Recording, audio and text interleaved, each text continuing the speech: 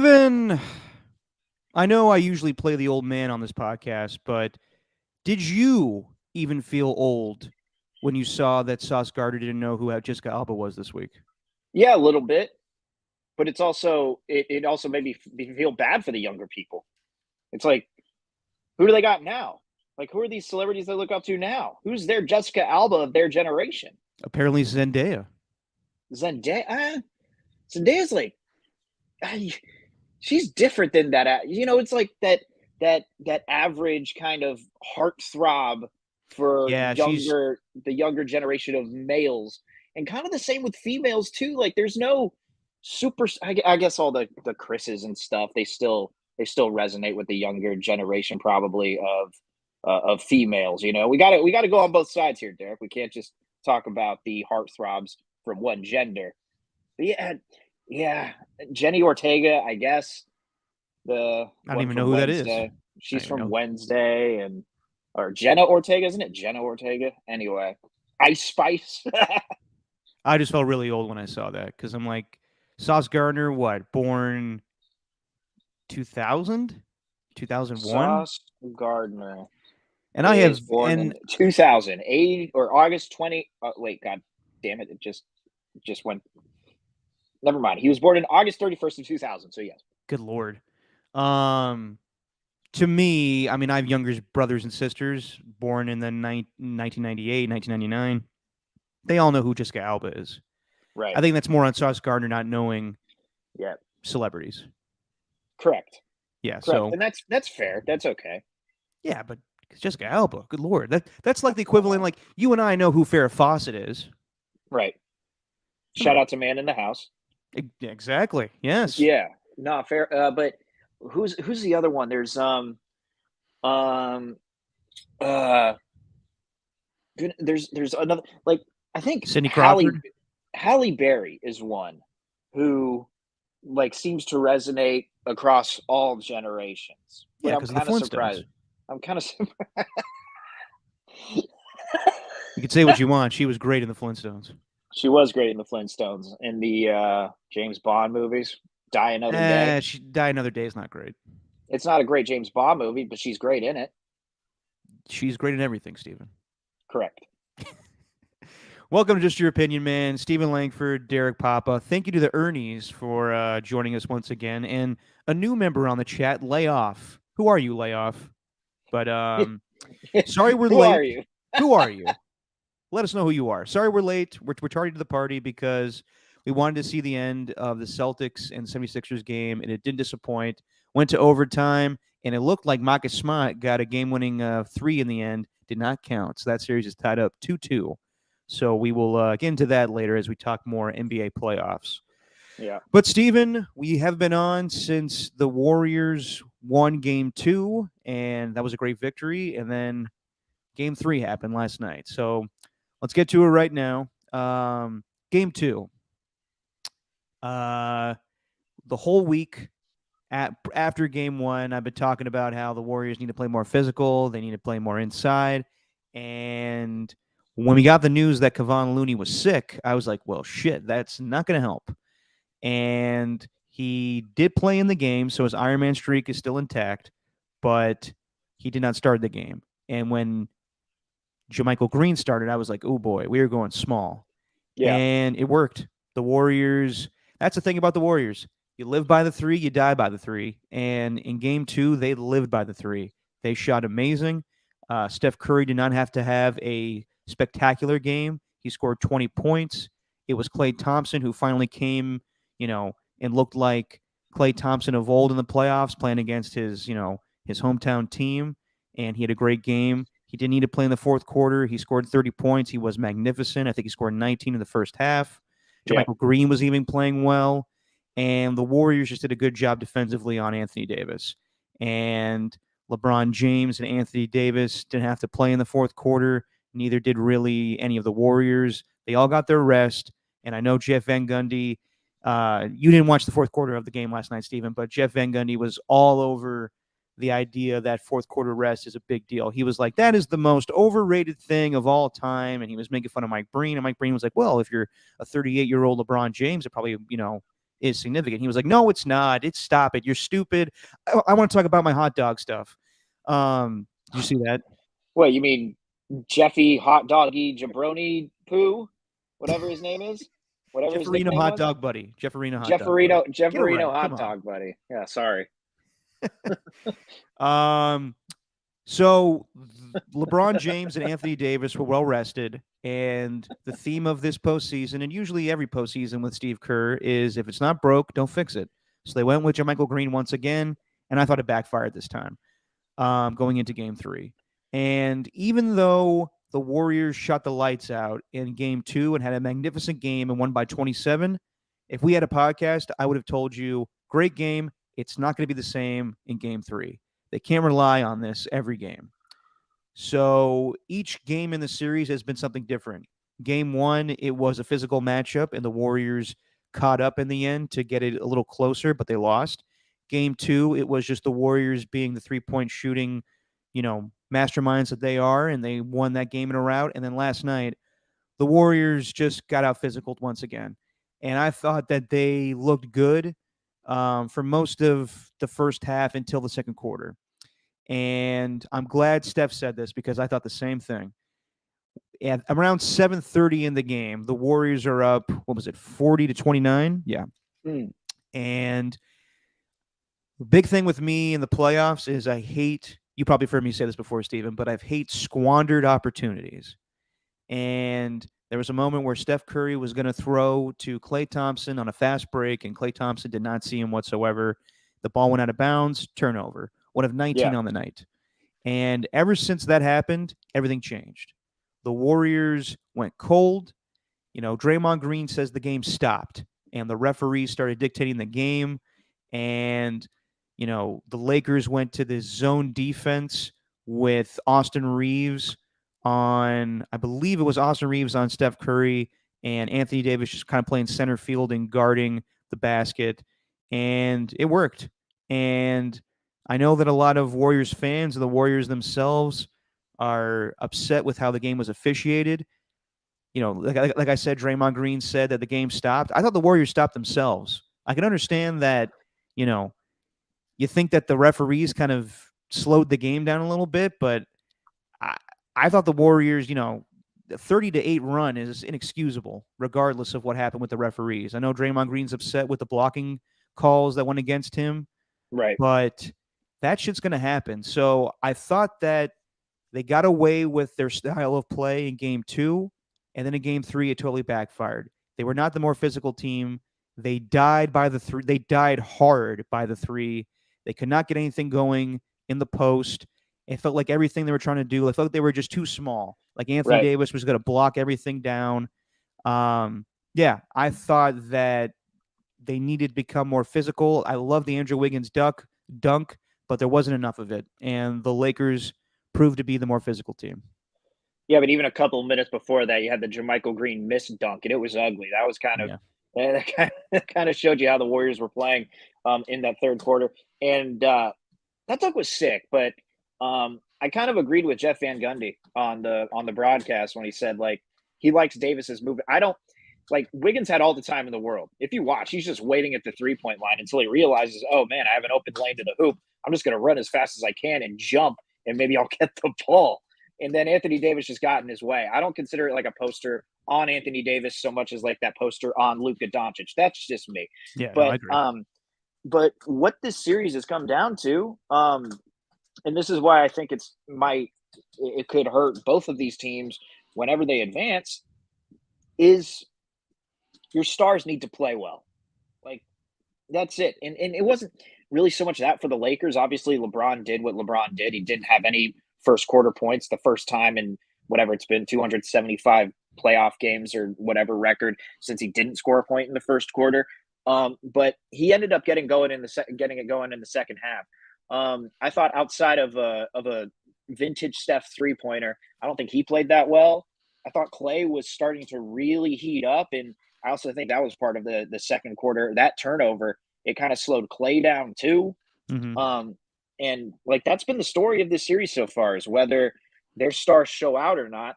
And then when they didn't, who do you think should step up? Well, maybe a guy like Jordan Poole. and he looked terrible yesterday.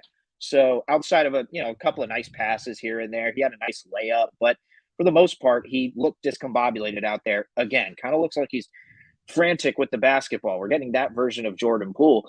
But I say all that to say, I think that this series is primed to go 7 games. Like I don't think any game is going to be perfect for both teams. You know what I mean? It seems like so far it's been really one or the other who's played well and who hasn't. And it felt like the Warriors, pulled off a little Plaxico Burress in the club and shot themselves in the foot wearing sweatpants. Wow, nicely done there. Thank you. Or even Cheddar Bob. Or Cheddar Bob. Or Cheddar. And I do have a friend named Cheddar Bob who shot himself in his leg with his own gun. That was a fire bar. Didn't rhyme, but yes.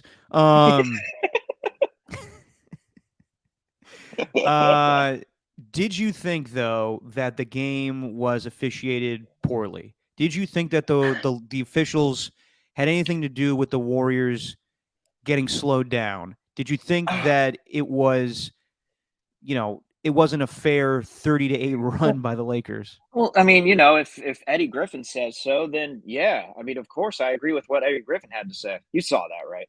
Undercover Brother? No, I didn't. Please tell me you saw Eddie Griffin No. go off about the officiating. All right, I'm gonna have pull to it up. Yeah, Comedian Eddie Griffin. I haven't seen him in a long time. Before out of nowhere, then it's like all these Warrior fan accounts are retweeting him because he agrees with what they're saying. So it's like, hey, Eddie Griffin's opinion matters. No, I don't agree with Eddie Griffin on a lot of things, but it's bizarre. But here, I'll show you. It's a little minute long clip. What was the reaction from Warriors fans? You got soul. You suck. Sorry, I'm just thinking of a bunch of Undercover Brother references. All right, here we go. This was him posting to his Instagram, and he's a Laker fan. Yeah, them refs, woo-wee, and the Lakers. Well, yeah, help them across the finish line. Help them. They need all the help they can motherfucking get. Motherfuckers, what the fuck? God damn it. The refs, they done gave how many motherfucking free throws the goddamn Lakers had in the goddamn first half? How many have Golden State had? I want to win, but I want to win fair and goddamn square. What the fuck? Y'all ruining the motherfucking game. Hey, I don't know who the head of the NBA is, but fuck you and your goddamn refs, dude. You try to take this series 12 motherfucking seven game series so you can get all the commercial time and sell that motherfucking shit ass beer. Look, motherfucker, we want some real goddamn basketball. How about that? All right. It's still going. See, watch this shit. They trying to make it the 18 series. That's why they keep showing that shit in the audience, nigga. 17 banners for the Lakers, 17 banners for Boston. Nigga, they trying to motherfucking create the Boston Lakers motherfucking rivalry all over again. Some bullshit. Well, right. Boston just they lost the last game, and that series is tied at 2. So I don't know if the refs are trying to dictate that. I don't buy into the NBA as rigged crowd or whatever. Were there a couple of questionable calls? Sure. But personally, I think the Lakers are the ones that force the refs into making those calls. You know what I mean? I do. I think that there's always going to be a little bit of home cooking. The Warriors get it at Chase Center. Yeah. And there were some questionable calls with Draymond and blocking. I'll admit that. But I can't excuse a 30-8 run based on referees dictating the game. I'm sorry. Like, no. I thought I hear it all the time. Like our mutual friend Daniel Ogden was texting me last night being like, dude, this is a screw job. And I'm like, I hear you, man. But the Warriors are screwing themselves too. Like, this is I can't excuse for the way they played. Like, I can't like it was bad. It was really bad. Like they thought they could go in and shoot like they did in game 2. And I thought Clay was going to have a great game. He's talking about how he purified himself in the Pacific Ocean, and that's how he almost sounded like Prince from the Chappelle. Did he do that before that game, or was he going to wait? You know what I mean? Did the weather permit him to jump in the ocean? He said he was going to. I know he did, and I loved it. Or is he doing it today, like in his day off before they have another game in Los Angeles? Well, no, they traveled to LA on Friday, so it's a quick Yeah. flight. I'm sure he purified himself in the waters just of the wondering- Pacific Ocean by I'm just Friday. wondering if he garnered the healing properties that he truly believes in from the ocean. I believe he's a man of his word. I wouldn't say he's lied about that, Stephen. I know. I'm not. No, I know he's going to do it, but I was just wondering if he did it before his first game. That's all I'm saying, Derek. I think that he did it before yesterday's Mhm. game, and he's probably going to do it before tomorrow's game because whatever he needs, he's going to need it because he looked great to start off, and then Oh. he went cold, and then Yeah. they weren't giving the ball to him. And I give credit to the Lakers defense. Darvin Ham, great coach. They made an Mhm. excellent hire with him because while I don't know about them offensively, defensively they know what they're doing. Like offensively, they're kind of simplistic, I would say a little bit. But that's a lot of NBA teams, in my opinion. Like, I still don't understand why most teams don't offensively play like the Warriors. But regardless, Darvin Ham schemed up a great defense to counteract the Warriors' pick and roll. And it worked. And the Warriors were just not as physical as the Lakers last night. Anthony Davis, however, everyone says like every other game he shows up and he did not look, enthused in game 2. Okay. Game 3, he was all about it. He had a great performance. So, the Warriors. I remember that one move, man. Sorry to cut you off, but like that one move, I remember thinking like, okay, this is kind of different. But it was when Steph did that. Sometimes he gets away with a carry. A lot of the times when he does this, but kind of when he's toying with the defense and just circling his way around the rim as he's just dribbling the basketball, kind of Yeah. like it's an NBA street, sometimes he gets away with carrying or whatever. But Anthony Davis is just standing right there with his Yeah. hand up and just Yeah. completely blocked the layup. I forgot which play ensued or was following that.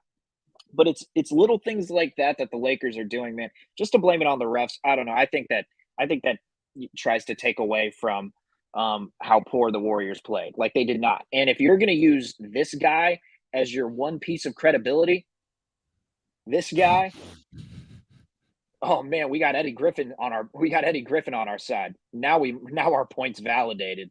You kidding me? Come Nah. on, give him a break. Look, man, it was just a bad game played by the Warriors. The refs, sure, they played a part into it, but it all factored in. It all factored in. Look, man, teams can overcome poor play or poor calls by the refs. We've seen it all the time. Teams that win can get poor officiating in every other game almost. Like it happens. I'm tired. I hate the officiating thing. I can't stand it. And especially with these refs who, for the most part, if I'm not mistaken, are pretty good. Although very, I believe his name is Bill Kennedy. Oh, he's the best. He is the best, but they did not have him on the microphone.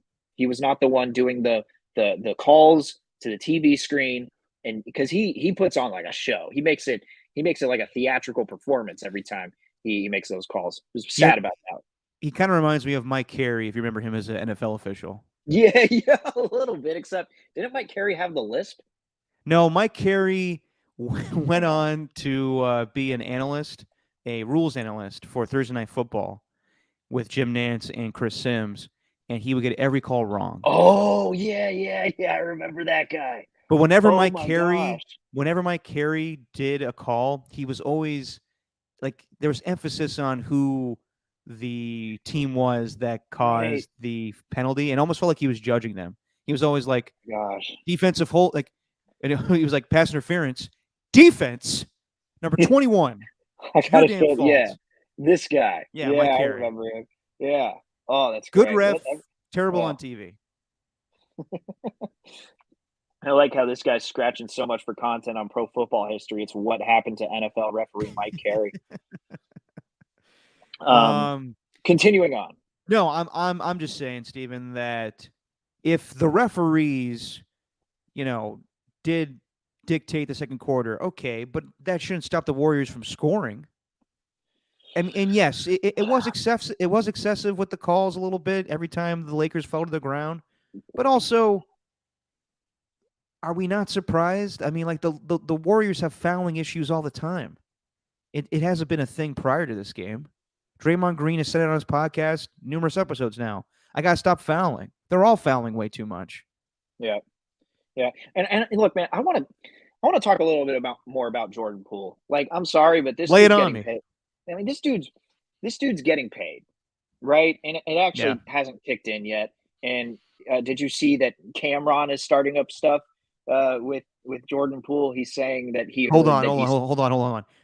You're dropping like early 2000 references on me. So you got Eddie Griffin on the yeah, Lakers side, yeah, but also, agreeing with Warriors fans that there was problems with the referees last night.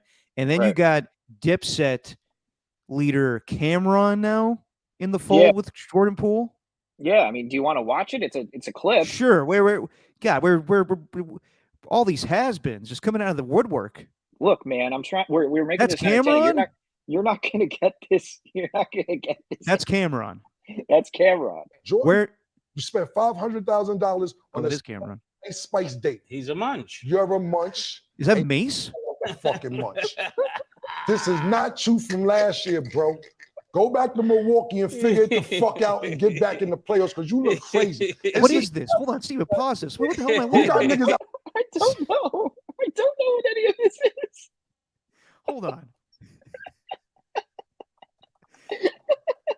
What show is this? And why is Mace the rapper turned reverend hosting this? It is what it is. It's not a bad title for a sports show, honestly. Yeah, it is what it is. It's a weekly. I'm looking it up. It's a weekly podcast. I don't know if With Cameron and Mace? I'm looking up the wrong one. That hasn't been on since. Oh, this is the first. This is the episode. This is the pilot. Okay, so yeah, this is the pilot. Wow. Okay. So they're trying. Whoa, they're trying to hang on. They're trying to create like a first take type of show. Between Hang on. Mace and Cameron? Yeah. Hang on. Where is it? There we I'm go. glad those guys are still, doing their thing. Yeah, look at that. It's First Wow. take. They got the Molly Carum. Yeah, I'm going to say who's their Molly Carum. Yeah, I didn't know. wow, That's interesting. Where's Joel Santana? Joel Santana. Jim Jones. The whole Dipset Oh. anthem. Dipset. Anyway, he continued on with Jordan Poole. I don't think he's beyond.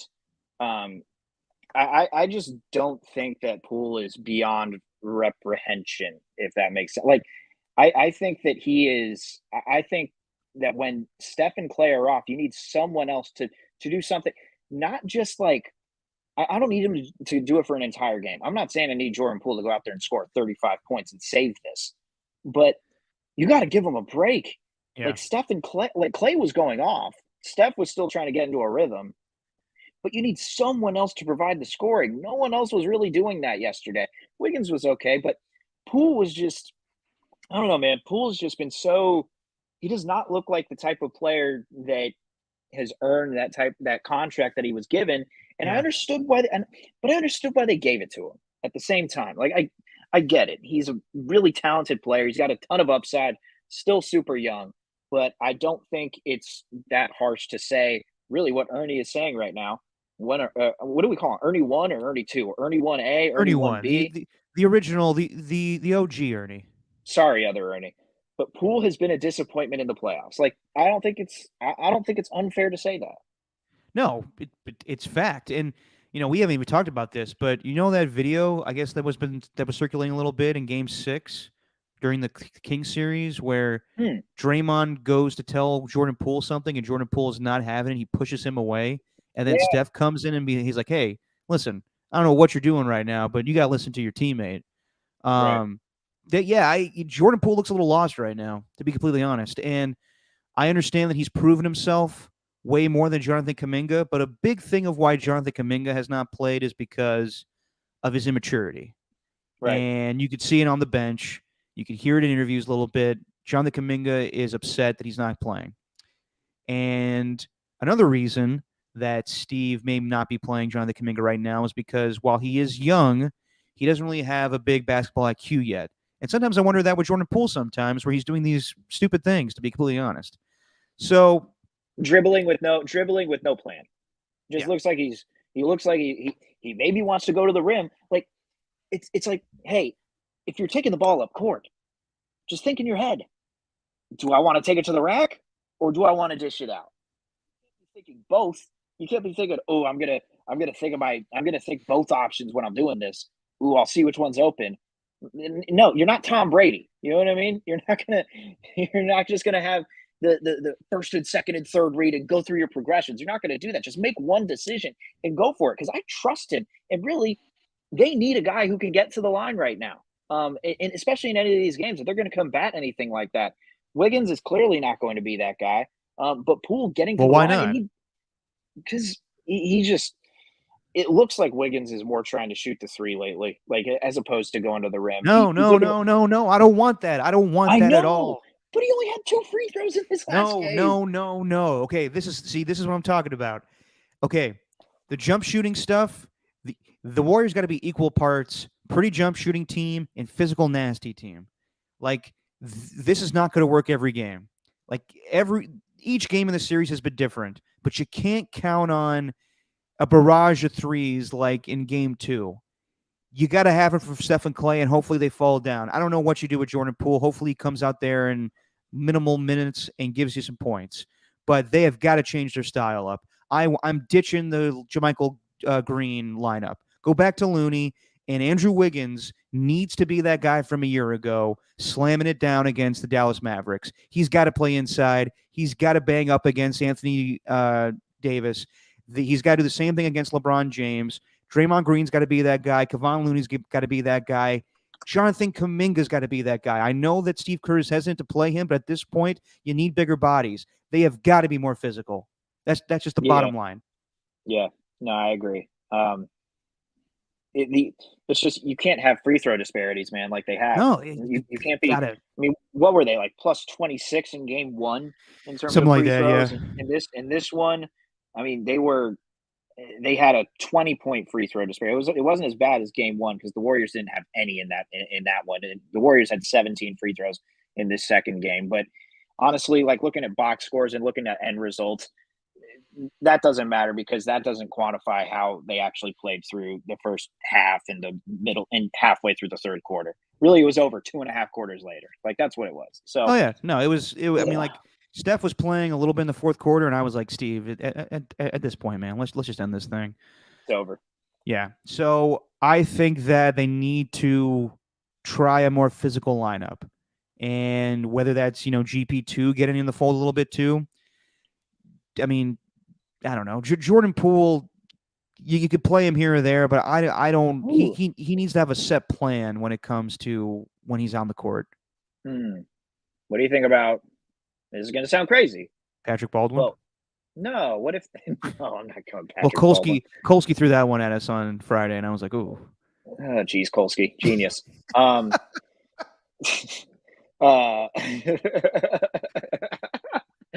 feel terrible because I need to do brunch with that man. No, we love Matt Kolsky, and he's mad at me because I promised tequila on Friday for the show. But yeah. Oh, jerk. Yeah, I've told him. Hey, sorry, we got streaming up in the studio now. Yeah, I told him for a long time that I gotta go to his place for brunch, and we haven't been able to figure out a time. Anyway, what was I saying? So, what do you think?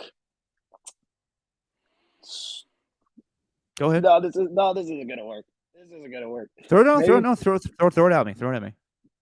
Maybe pull off something they did in game 4 of the last series and start Draymond on the bench. Huh? But start Poole. And start Poole. just start it off with high octane offense. Get them tired. Just don't let them do any. Like the defense in transition is going to be terrible, but yeah, that's the thing. But you got to make those shots. You can't trust the offense to do it. I'm just trying to think of anything. I'm trying to think of anything right now. I'm thinking out loud here. No. I mean that's that's an idea, and they may do that tomorrow. But no, I would not do that. I would go back to the traditional lineup of Draymond and Kevon Looney, and I would bring Jonathan Kuminga off the bench. I would bring in Moses Moody. I would bring in JaMychal Green a little bit. I would bring in even Anthony Lamb in moments just to have bigger bodies on the court. Andrew Wiggins is capable of being that guy. Just for whatever reason, some nights he wants to be another Splash Brother, and he's not that guy.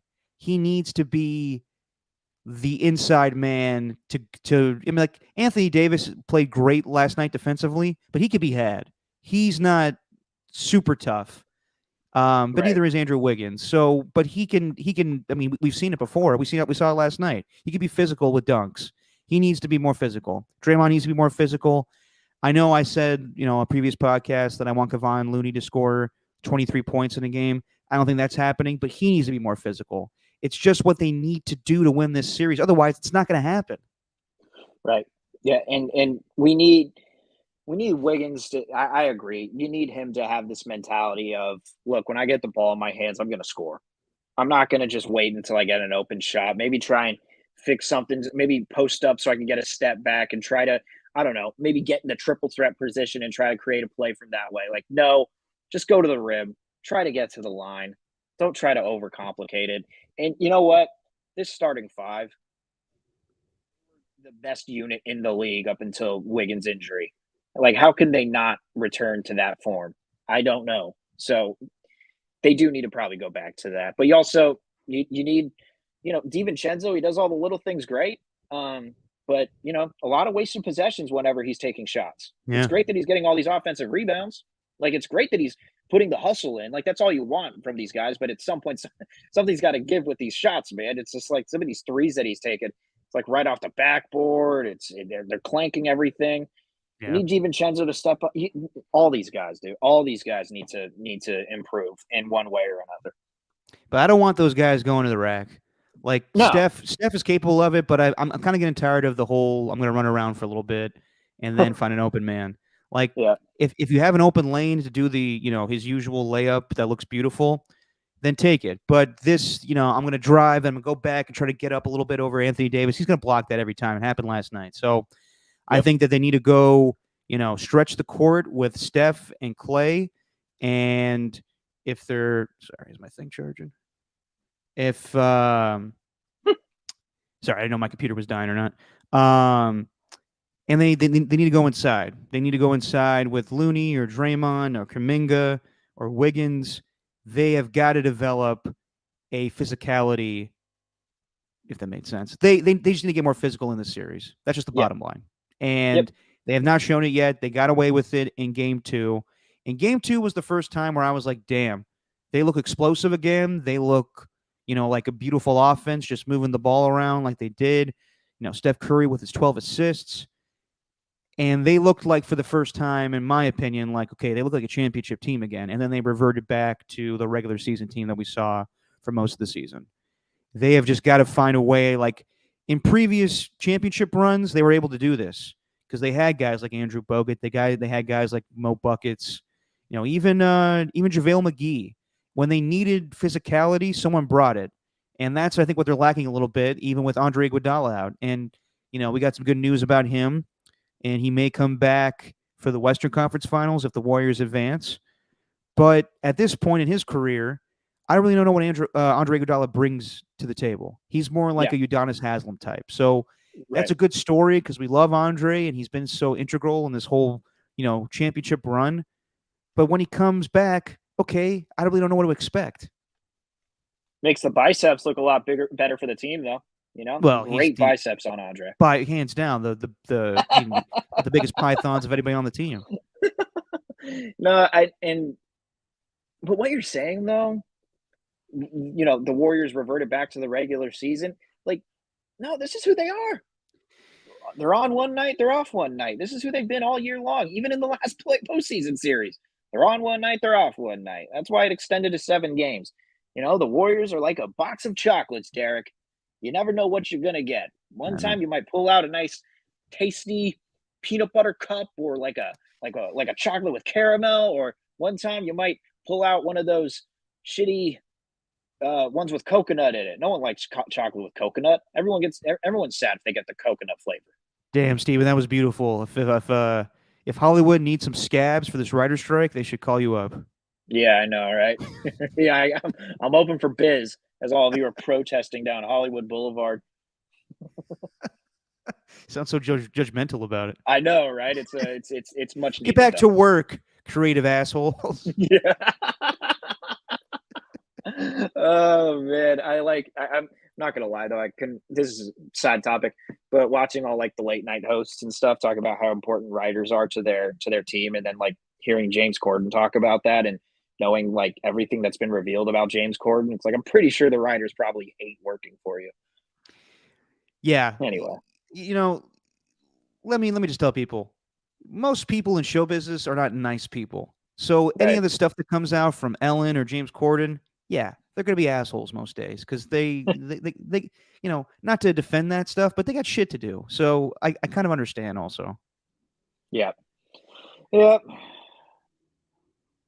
Anyway, on that subject, yeah, I think the Warriors just need to develop a physical game, an inside game, and we'll see if they're capable of it because this is the smallest they've ever been, and we'll see if they're able to do that. Real quick with Klay Thompson, he looked great in Game 2, and then Game 3 he was looking pretty good, and I think it's a mixed thing of him trying to, he's pressing a little bit, but also like wanting to have a great performance in LA against his hometown team. His dad is in attendance. It just seems like a lot with him. So I hope he's able to clear his mind and just have a beautiful game in Game 4, because when he's on point, I think they're unstoppable. Like Steph Curry's amazing, but he can't do it alone. He has done it in the past, like we saw in Game 7 against the Kings, 50 points. He was a one-man wrecking crew, along with Kevon Looney and Draymond Green having great performances that day. But Right. offensively, if Klay and Steph are on point together, there's no stopping this team, in my opinion. So I just hope that he finds his rhythm and he purifies himself in the waters. Like he's talking about, like, he needs, the water in the ocean, and I need him, like, just to be a splash brother. Like I need like tidal waves from him. I need like I just thought of this. What, a typhoon from him? Well, are you a Tool man, Steven? I'm not a Tool, but I like Tool. And I'm not talking about like a screwdriver. I'm talking about the band Tool. I'm a home improvement guy. Okay. Well, No, I love the band Tool. okay. Do you know the song Anima from the album Anima? Very creepy, very creepy music video. Very creepy music video, but actually a great song about the destruction of LA.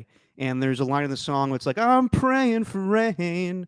I'm praying for tidal waves. That's what we need from Klay to destroy LA with his tidal waves and his splash and his water that he purifies himself with. That was beautiful. That was beautifully done. Sign me up, Writers of Hollywood. I think the Lakers, though, understand that Klay, he's been that type of shooter this year where it's like, if he doesn't have it, he doesn't have it. It's going to be a pretty bad game. Like, there's no in between. It's like either he's on or he's not. It's like he's going to go off for 30 points, or he is actually, he was more consistent toward the end of the year. So it's not necessarily true with everything that I'm saying, but I think the Lakers understand that if he gets into a rhythm, that's when he's the most dangerous. Or not even if he gets into a rhythm, when the Warriors offense gets into a rhythm and are dictating the game and the tempo, that's when Klay can start to go off, which is what they were through the first quarter and a half, really, of that game yesterday. And that's when Klay was, he started getting a little feel for it. He was starting to just knock down threes, and also passes to me to Klay. It feels like they've been almost like perfect in that game too.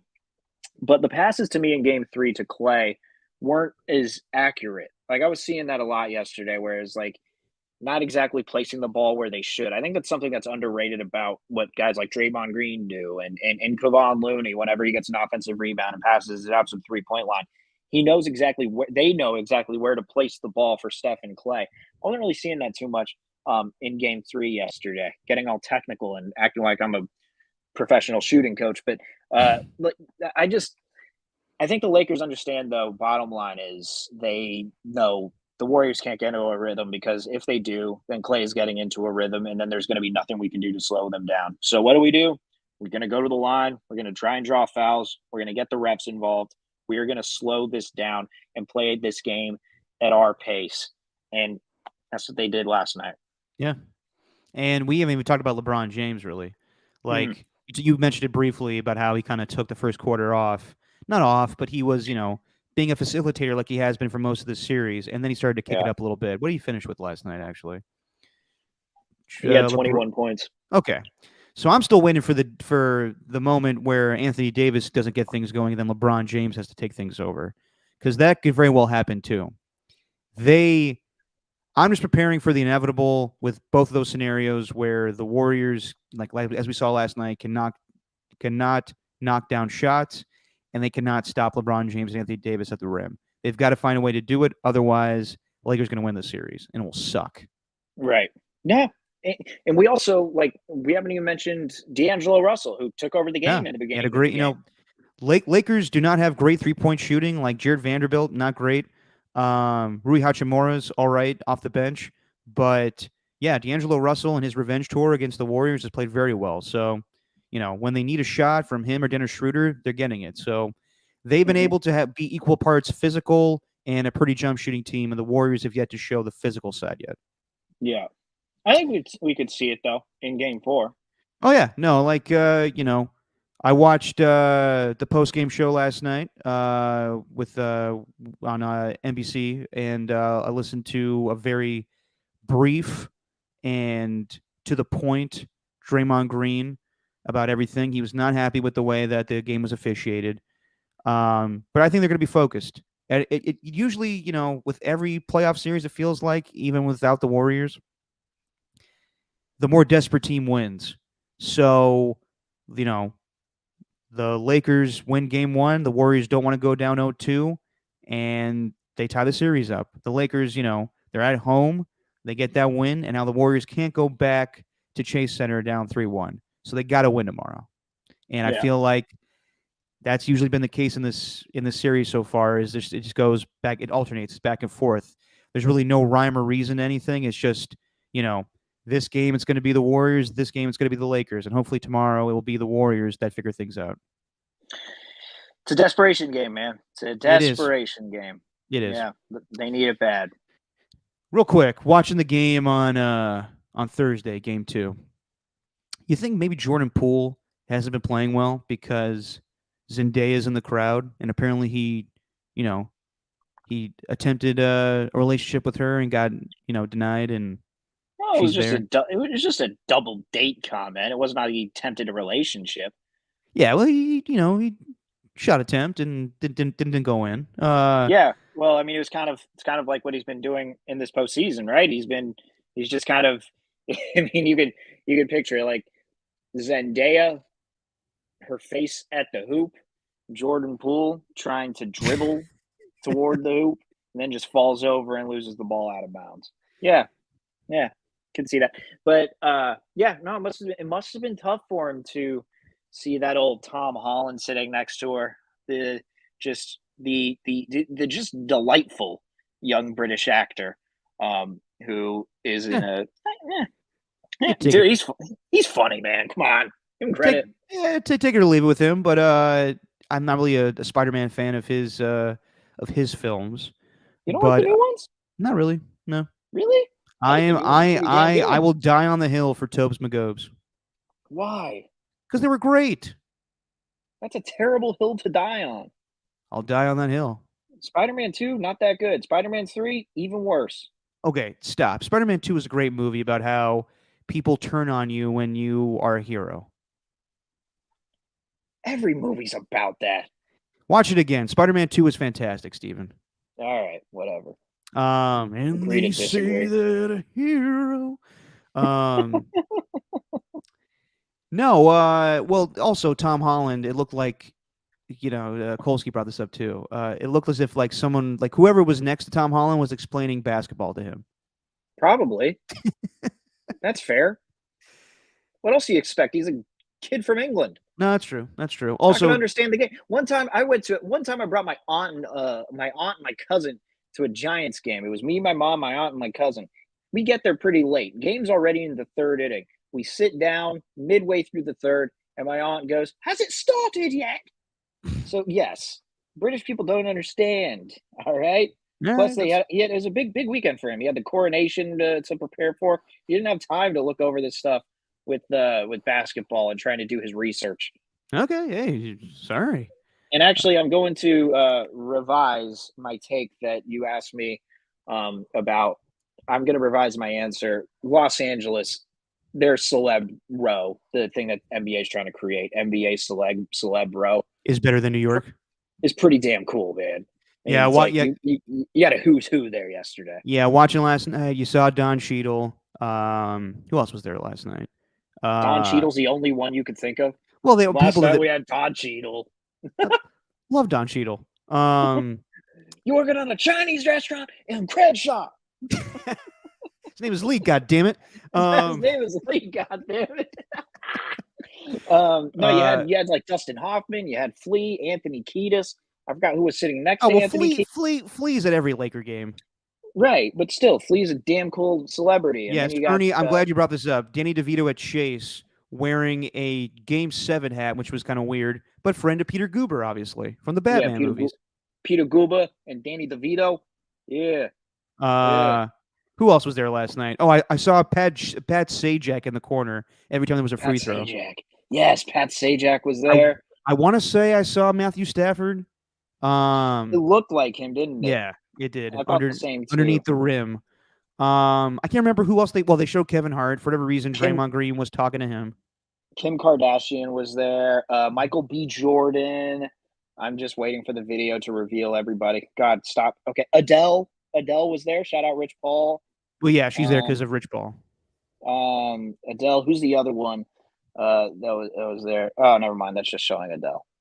Oh, never mind. That's Micah Parsons showed up to the Sixers Celtics game today in a Sixers jersey because he's from Penn State, but I'm sure a lot of Cowboys fans are not happy about that. Yeah, well, whatever. Yeah. Who cares? Cowboys fans have the thing. No, I mean the stars come out when it's in LA, but the Warrior stars need to come out a little bit more in Steph and Clay. Agreed. Steven, you know, it's actually, and I'll say this, it's funny. I know what you want to get to. But it's funny, man. The people that might be like the most popular outside of the US are soccer players. I think their popularity here, I don't think people understand just how godly these guys are. Soccer players to their fans, yeah. Oh, yeah. And so at last night, I think you had some of these guys from Atletico Madrid at Knicks Heat, and you had a bunch of Barcelona players at nice pronunciation at Warriors and Lakers on Saturday or on Thursday for Game 2 at Chase Center, and I got to give a shout out to my man Pedri from Barcelona. He was wearing the gold-blooded shirt. That's all I ask if you go to a playoff game. To anybody, hey, if you go, they give you the shirt. Wear the shirt. That's all I ask. Yeah, but it's got to be authentic, though. Yeah, but who cares? Wear the shirt. No, I remember going to a Warriors playoff game, and Floyd Mayweather was there, and he got booed big time. And I think they suggested on the Jumbotron put the shirt on. He put the Warriors strength and number shirt on. He got booed even more. He was not accepted there. It depends. It all depends. Well, Neil Long was sitting next to Adele. We're talking about from Friday? From last night. Yeah, from the movie Friday, Steven. Oh, sorry. I thought you meant from Saturday. No, sorry, Friday after next. No, Neil. Yeah, from Friday. We're talking about we're talking about Ime Udoka's ex-wife. We are talking about Nia Long of Are We There Yet fame. Yes. That's interesting. It's a terrible movie. But yeah, and also Ime Udoka's ex-wife. Kevin Hart was there with his wife. Yeah, we've been through all the celebrities. Whatever. The Warriors have played in front of celebrities before. They just got to show up. And also, hang on. Is this Rob Lowe or Rob Lowe who's just seen a ghost sitting next to Michael B. Jordan?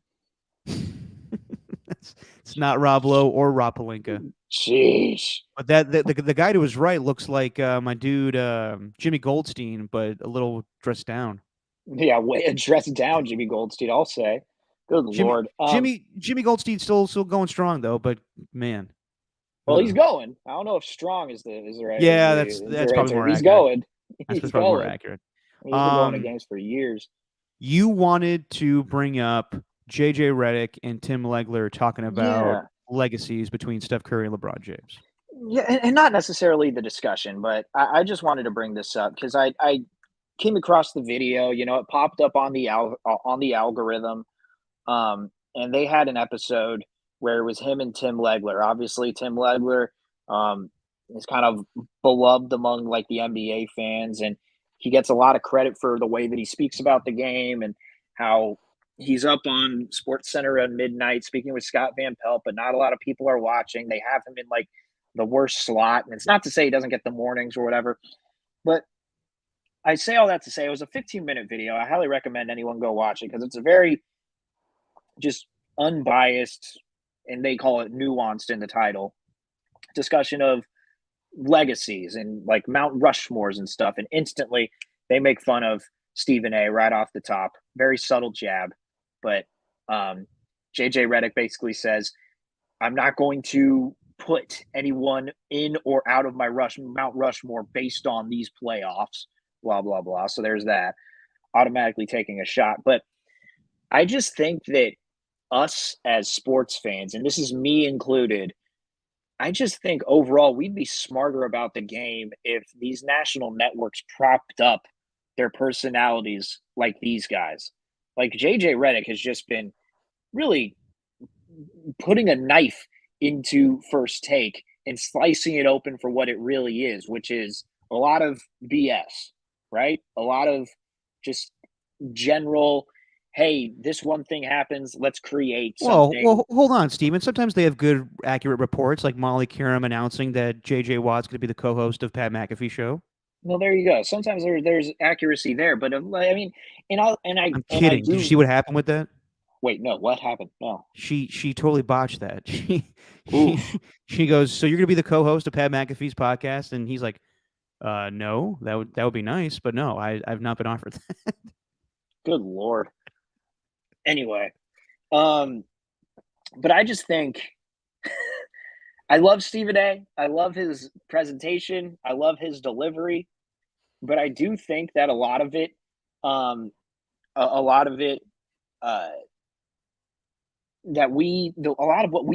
what sports discussion is based on what they started, and I think it's changed over the past 20 years. And I just think with Legler and JJ Redick, I implore anybody to go watch this clip if you have 15 minutes of your time. It's very well worth it. I just think these national networks, if they put actual people who want to analyze the game and not just try to get shit out there with these just outlandish claims and try to take sides over one another, I don't know. I just think overall as a sports fan base, we'd all be better off. The Ernie's really know inside 95.7 the game here. Just the bottom comment here. Yeah, JJ Redick also. How do you guys know that? Well, because Damon went on a rant about it. Oh, did he? Well, okay. Yeah. Hey, listen. Not to say that that's good or anything, but sometimes when you reach out to guests, they just are dicks back to you. So sometimes that just happens. It happens.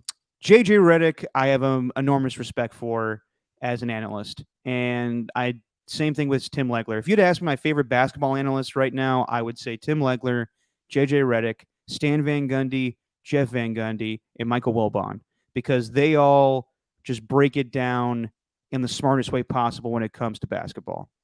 And I think that Tim Legler and JJ Redick are on ESPN a lot, I would say, but they don't want to put them. I mean, like we see JJ Redick on First Take, and he goes toe to toe with Stephen A. and calls him out and says like, this is bullshit.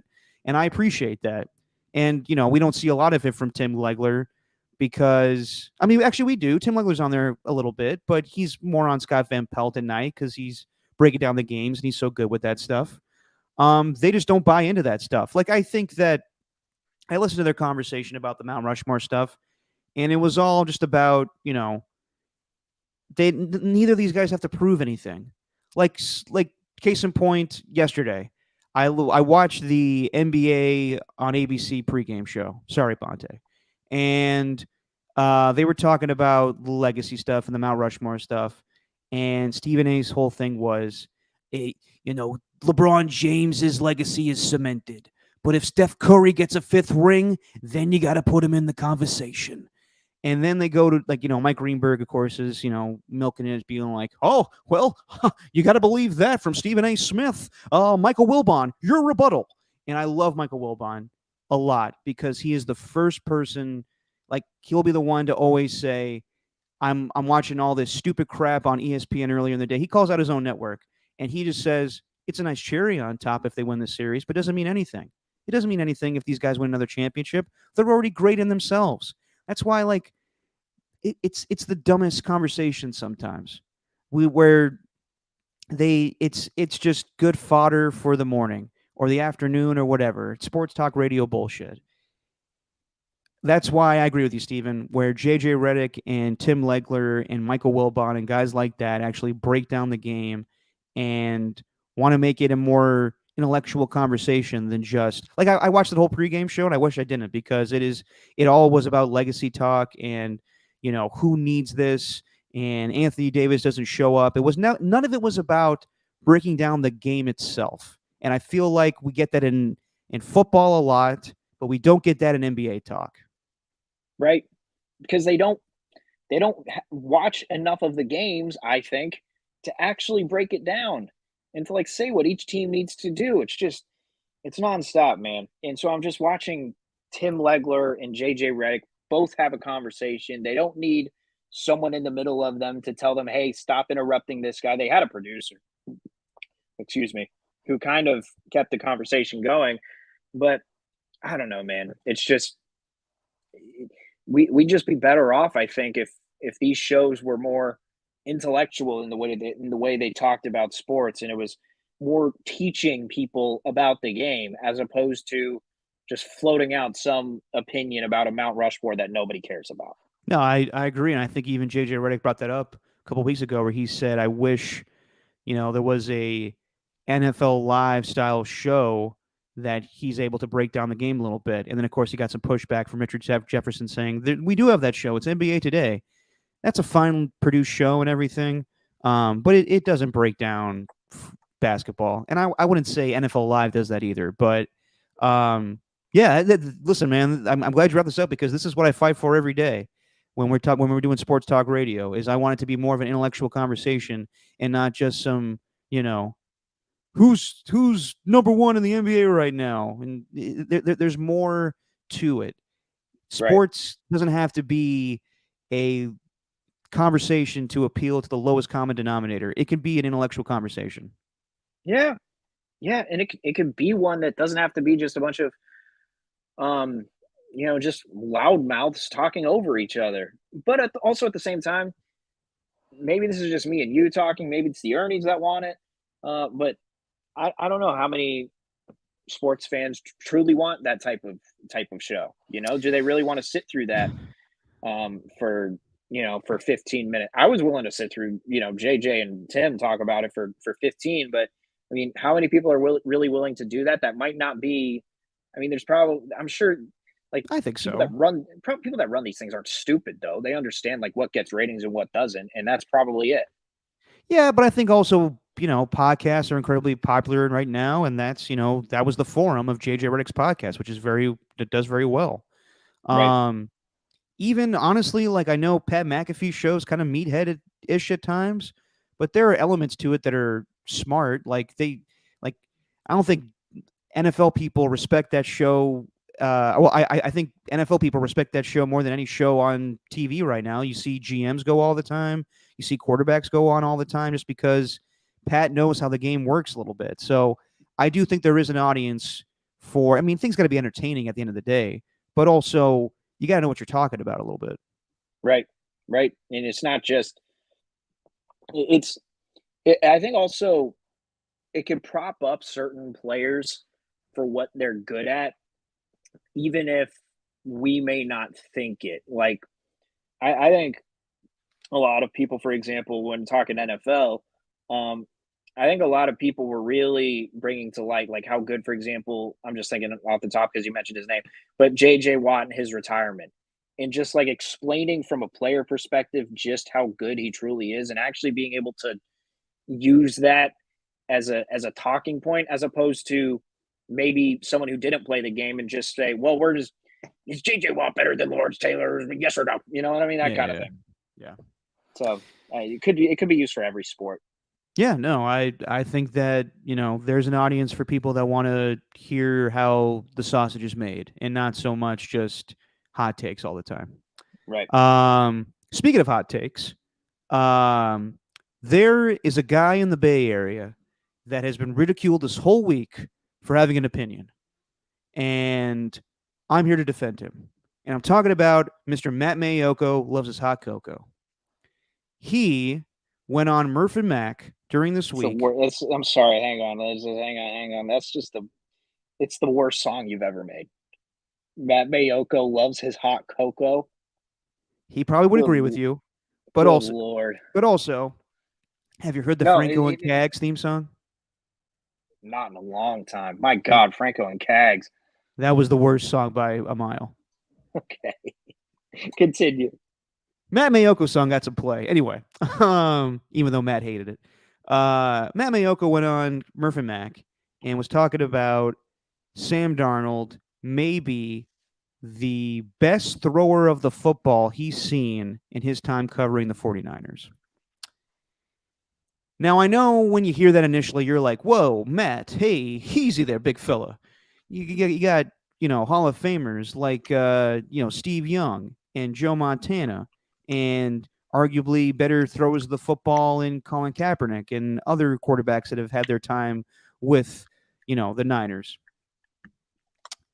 But just the craziness and the response to it, like I saw like Ross Tucker even responded to Matt Mayoko's comment and saying like, this is why I need to get off Twitter. There's context to things. People need to listen to actually what Matt said. Like, I understand. He's not a better thrower than my ball cannon. Nicely done with Ross Tucker. Okay. So I will say this. Joe Montana is the best quarterback in 49ers history. I don't think anyone's disputing that. But was he the best thrower of the football? Some might say he didn't have the best arm. Or Steve Young. Steve Young. Right. Great arm. But you ask even Mike Holmgren and Steve Young himself, he'll tell you he wasn't incredibly accurate. So, Sam Darnold, third pick in the draft back in 2018. Has he played well? No. Has he been below mediocre? Absolutely. And Matt even said that himself. But if you're going to say that he might be one of the best throwers of the football, that's accurate. I have no problems with that. Steven, if you had to ask, or if I asked you who is the greatest thrower of the football in Raiders history, who would you say? Oh, God, in Raiders history? Probably. I mean, you want me to say it? Go for it. I'm going Do to say it. It is Jamarcus Russell. Exactly. It's either Jamarcus Russell or it's Jeff Hostetler. And those aren't the guys you think of in Raider history. You think of Ken Stabler, you think of Jim Plunkett. But they weren't the best throwers of the football. There's a difference. Matt Mayoko is not saying Sam Darnold is the best quarterback in Niners history. He's just simply saying in his time watching practice, right, that Sam Darnold is the best thrower of the football he's seen. But it doesn't mean that it's going to equate to him being a great quarterback. Well, there's a reason he was drafted third overall. Exactly. That's not by any mistake. And I implore any 49er fan to go back and watch the highlights from the Niners and Jets game. The Niners are absolutely killing them, so I assume fans weren't watching. But Darnold rolled out to his left and threw across his body 30 yards downfield and hit Braxton Berrios in stride. Okay? There's some throws that Darnold makes where it just makes you go, oh, okay, like you understand. Like, this guy's got some talent. I think, and I even thought this a couple of years ago when he was on their radar, because Sam Darnold's name has been around the 49ers for a while. Mm-hmm. Hey, I'm not mad at him as a backup to Jimmy Garoppolo. This was before they had Trey Lance. Yeah. I'm like, I think Darnold's a pretty good. I think he's a talented type of quarterback, just from a throwing standpoint. Him seeing ghosts really hurt his credibility. Oh yeah. I'll say that. That mic'd up version might have been the death of him, because I see billions of comments. Well, he's seeing ghosts though. How does he throw when he's seeing ghosts? Like, all that stuff. And I Yeah. get that. But I also think a lot of people are diminishing what fit can do for a quarterback. Darnold's still 26 years old. He has not found the right fit at all so far in his young career. Mhm. And I do think that if he was to play under Kyle Shanahan's system, he'd have a little more success. I think it'd be a little more complicated for him. I think it'd take him a while to understand it. I think that's something that Brock Purdy was just, that kind of blew my mind about Brock Purdy when he first came in. It's not that anyone can run this Shanahan offense. It is pretty easy. Not easy, but it is quarterback friendly. It is, because a lot of guys are getting open, but it's hard, man, trying to direct people, tell them where to go and all that sort of stuff. Call motions the correct way and have people line up in the right spots. Can Darnold do that? That's my biggest question. I don't have a question of him throwing the football. I don't. But as far as his just where his mind's at, where his confidence is at, that remains to be seen. I don't know if he can even win the job this year, but I do think that the Mayoko comments. I mean, I'll be honest. I messaged my Niner fan, my friend who's a Niner fan. I said, "Oof, this is a little much," and then kind of take a little time to think about it. It's like, yeah, it's a very specific thing that he said. Yeah. It's not. He's not talking in generalities. And Kaepernick was a great thrower of the football, but his release sucked. I'm just going to Exactly. say that right now. Yeah. His release was awful. He winds up and throws that thing like it's a damn baseball. Exactly. And He was a pitcher. You could absolutely tell he was a pitcher growing up, and there was nothing wrong with it. It actually worked, but it also kind of hindered him towards the back end of his career when he couldn't make these short intermediate throws. Also, Matt said maybe. That's a big thing too. Is maybe he's the best thrower of the football too. It wasn't a definitive answer. I actually texted Matt earlier today, and he was like, "It's crazy how many people actually care about this. Like, it's insane." So yeah, come on, man. It's the Niners, man. People care about their Niners. That's the thing. It's the quarterback. The quarterback position for the San Francisco 49ers is as scrutinized as any position really in sports. It's wild. yeah. Well, what do you think is more likely at this point, Steven? That Sam Darnold is the backup to Brock Purdy, or Trey Lance is the backup to Brock Purdy? I think Trey Lance for right Okay. now. All right. But we got to see what the season dictates. I'm with you, but I keep looking at Minnesota, and if they don't address the quarterback situation, because I think this is going to be Kirk Cousins' last season with the team, that's a team I'm looking at. Minnesota. Interesting. Real quick, I wanted to bring this up too, and I texted you about this, Steven. I'm not opposed to promoting great podcasts on this podcast. Big fan of the Green Light podcast with Chris Long. They do great interviews. I listened to one with Mike Mayock, former GM of the Raiders, and it was very interesting because I think it's the first time he's actually been open about his time with the Raiders. And as many have predicted or assumed, he did not have final say when it came to the football operations. So Right. when it came to drafting certain players, that was John Gruden's pick, and he admits that him and John butted heads a lot. He did, however, say, Cleveland Farrell was his guy. He did try to attempt to trade up to get Nick Bosa or Quinnen Williams, but just the way that they were with the draft, there was no way that was going to happen. And he scouted very well. Like, Gruden fought him on Hunter Renfrow, and he fought him on Max Crosby. But those guys panned out. And I think that Mayock gets a bad rap for his time with the Raiders, but I don't think he actually got a fair shot to begin with. I think that while he went with the selections that he made, the Alex Leatherwoods and the Trayvon Merrick actually could be a better pro than we've seen so far. We got to give him time. Just other guys that didn't pan out. Jonathan Abram. He talked about how he even admitted that with other teams, getting free agents, it was harder because the way that he put it, Mark Davis wasn't financially stable as many other organizations in football. So it was hard for them to get the deals that they wanted, which drove John Gruden crazy. He also admitted that he tried to trade Derek Carr at times, but did not get the right compensation back for it. And he, even said like, "Wow, for the Raiders to just release him this year, I missed opportunity there." Um, and he also said that if it were up to him, he would have made Rich Bisaccia the head coach of the Raiders, and that's kind of what led to his downfall as well. So I thought it was a very interesting interview. I recommend everybody listen to it. For those that say that Mike Mayock's time with the Raiders was terrible, I don't think so. I just don't think he was given a good deal. No, and Cleveland Furl on the list of things that went wrong during that Gruden and Mayock era. Drafting Furl is right up there because that was kind of at the start of it. But there are plenty of other things that I'd top in that list of what went wrong for Gruden and Mayock. And I don't know. I do wonder about the free agents though. Did he talk about the free agents? He did. That He said that was an issue with trying to get free agents. Sometimes they did sign some big ones, but they couldn't give them the guaranteed money that they were looking for most of the players that they signed because Mark Davis did not have the cash.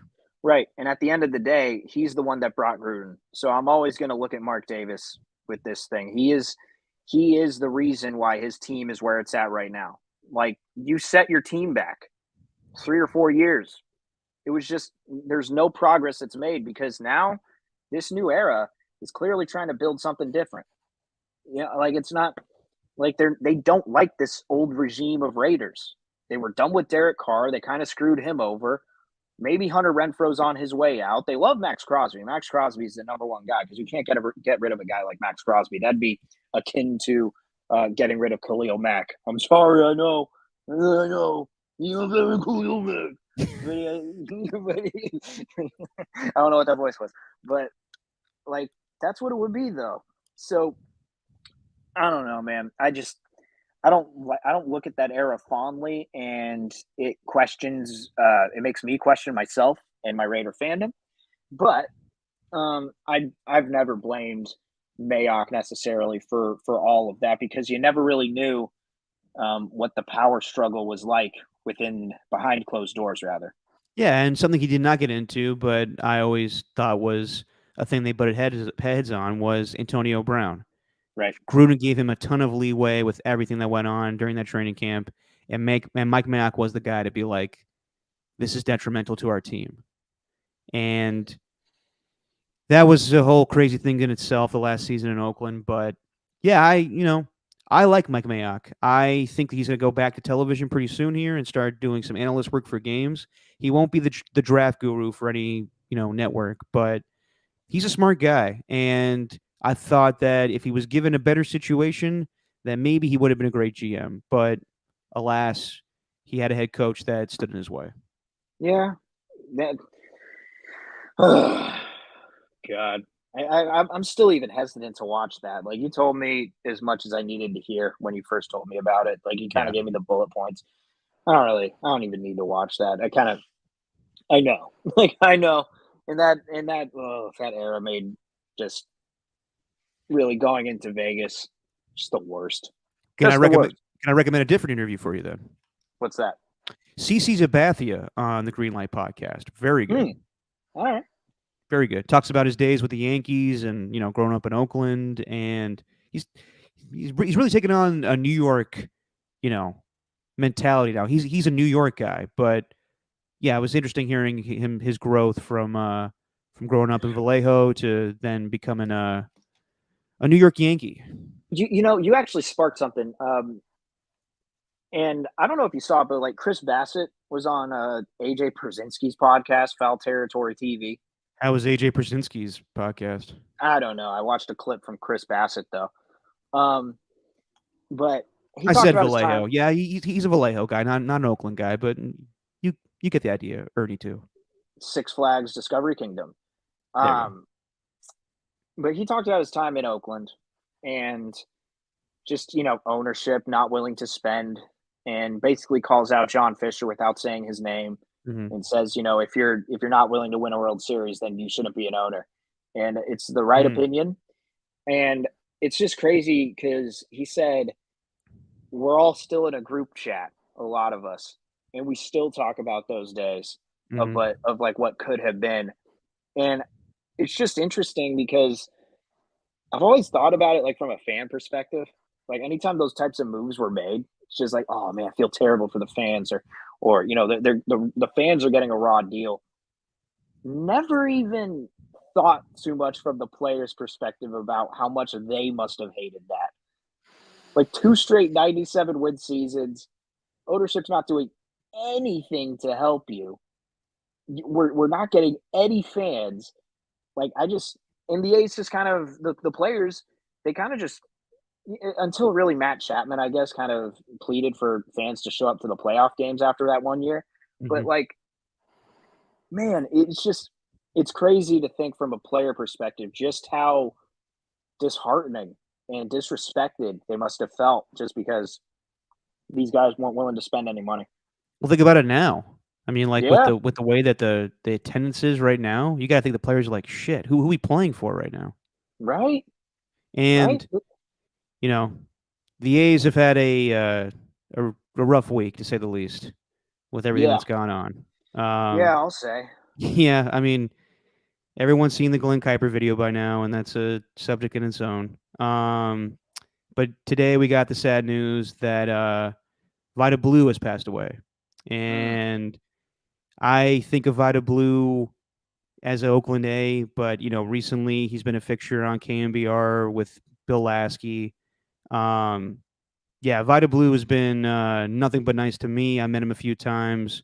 Everyone that's worked with him says he's the best, and just gone too soon. So rest in peace to Vida. yeah, it's a shame, man. It's a real shame. We had a chance to talk to him a couple of times. Yeah. We had a little the famous "This is not Fresno" drop. That was from Vida Blue. Yeah, man. Just sucks seeing these legends go like that. Yeah. Also a great song. Have you heard Vida Blue's song?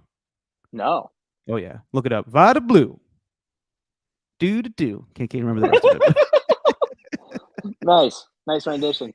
Before we get out of here, just real quick with the NBA playoffs, we mentioned before we got on here, Celtics and Sixers tied up 2-2, so that's going to be an interesting series going forward. The Heat are up 2-1 in their series, and they seem to be in control of that with Jimmy Butler coming back. And then a couple of minutes here, about 20, we'll see Game 4 of Suns and Nuggets, and the Nuggets, I should say the Suns, got things going offensively. God, is anybody having a better postseason than Devin Booker? Scores 47. I think it's like his fifth or sixth 40-point game in the postseason. Kevin Yeah. Durant scored 39. Still having issues with scoring off the bench, as we kind of assumed with the acquisition of him. But this has been an interesting series too. I'm going to say the Suns tied up tonight, but I'm still been very impressed with what the Nuggets have done. Yeah, man. Every series so far has been pretty good. Like you don't really know which way it's going to go. You think you do with the Nuggets and the Suns, but we'll see coming up here in about 20 minutes. But same with the Celtics and the Sixers. That's been a good series. And then even the Knicks and the Heat to an extent. So each postseason series has been pretty good. So yeah, Devin Booker though, the dude is he can be unstoppable, man. He gets into these modes where he just knocks down everything. He does it at all 3 levels. Can do it at the rim, can do it at mid range, does it from 3, just everywhere, man. It's yeah. He's a marvel. Going to be tough. I think that the Warriors will prevail in the series, but I'll be completely honest. Whoever they play next, if they do advance, not so sure that they will beat either the Nuggets or Suns. Interesting. But Well, we'll that's see. a conversation for whoever advances. Exactly. We'll see if that even happens. We'll be back on Tuesday to react to Game 4 that'll happen tomorrow, and then we got Game 5 on Wednesday, and we'll be back on Thursday to react to that. And also, we got potentially, from everything I've seen in reports-wise, we got a big old stinky NFL schedule release coming on Thursday, Steven. Oh God. Get ready. Get those check marks out for wins and losses. We'll go through the whole damn schedule for all 32 teams, baby. Steven's excited. No, I'm not. We have to. Yes, we do. The schedule release. It's Good fun. Lord. Oh, Is you had fun last year. Stop acting like you didn't. We had Tommy on. It was a good time. Is it? You just want to be a curmudgeon. You're more Do I? you're more the old man when it comes to NFL shit on this podcast. NFL stuff is mostly stupid, Derek. No, it's Especially not. with them trying to keep the season going throughout this offseason. The schedule release. Who cares? Ernie's do, right? Ernie's, back me up here. Actually, don't Of course respond. they do. Everyone loves the schedule releases. Can't wait till Adam Schefter leaks the schedules as if they're not going to be No, don't do released by that. the respective teams. He can't do that. That's like I tipping hate- the draft picks. It's NFL draft preview and schedule talk. Two things I hate most In all of sports, in all of sports, that's ridiculous. even more than the hot take stuff that we talked about earlier. Well, Steven, I guess that's Just our opinion, man. or just your stupid